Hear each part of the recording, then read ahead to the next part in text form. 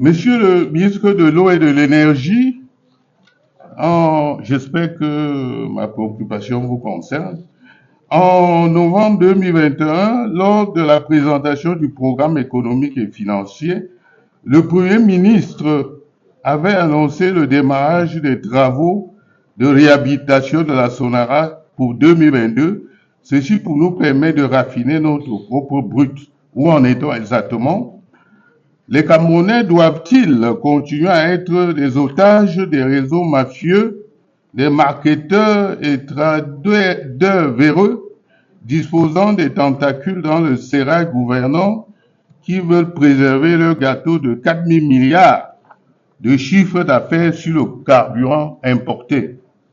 Monsieur le ministre, pourquoi le gouvernement n'arrive-t-il pas à se défaire de la mafia des marketeurs et autres intermédiaires en réhabilitant la Sonara et surtout en la dotant d'équipements à même de raffiner notre brut, ce qui aurait pour conséquence immédiate de ramener le prix à la pompe à un niveau raisonnable, à l'instar des autres pays de la CEMAC, comme le Gabon et la Guinée équatoriale. Monsieur le ministre des Travaux publics, votre département ministériel est en lui-même un paradoxe, car bien que bénéficiant de l'enveloppe budgétaire la plus importante, nous n'avons jamais été dans un état aussi catastrophique.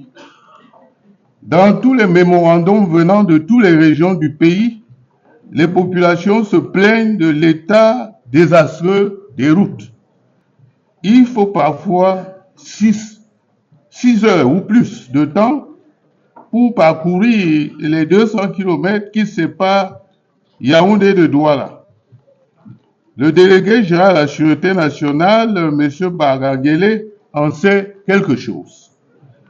Après son coup de gueule, vous avez subrepticement inauguré à grand renfort de publicité le bouchage des nids de poules sur cet axe vital qui relie les capitales économiques et politiques du pays.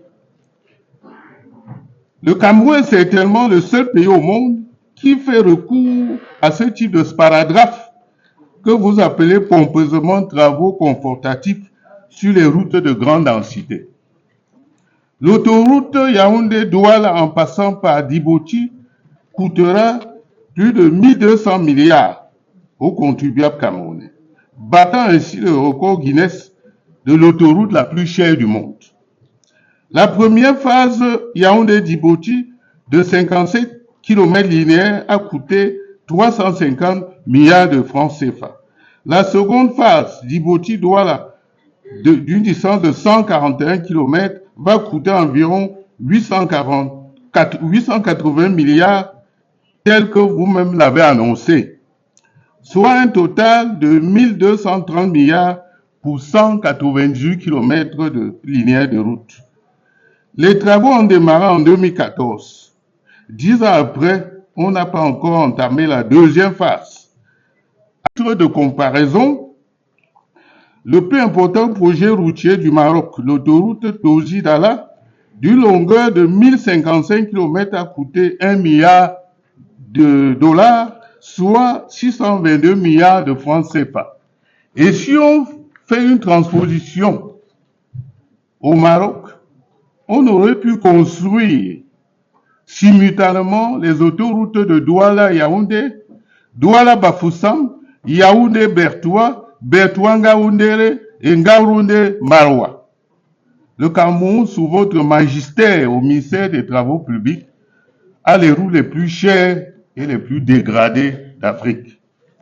Que répondez-vous à ceux qui vous accusent de passer l'essentiel des marchés de bitumage des axes routiers aux membres de votre famille, voire à vous-même, à travers des sociétés écrans?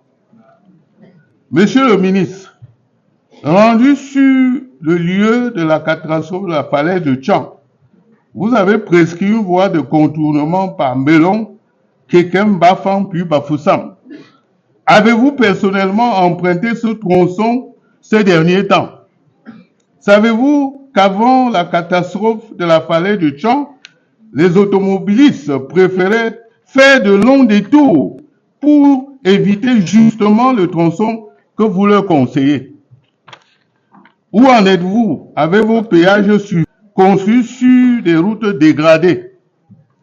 N'aurait-il pas valu mieux inverser les priorités en construisant d'abord les routes, puis les péages par la suite?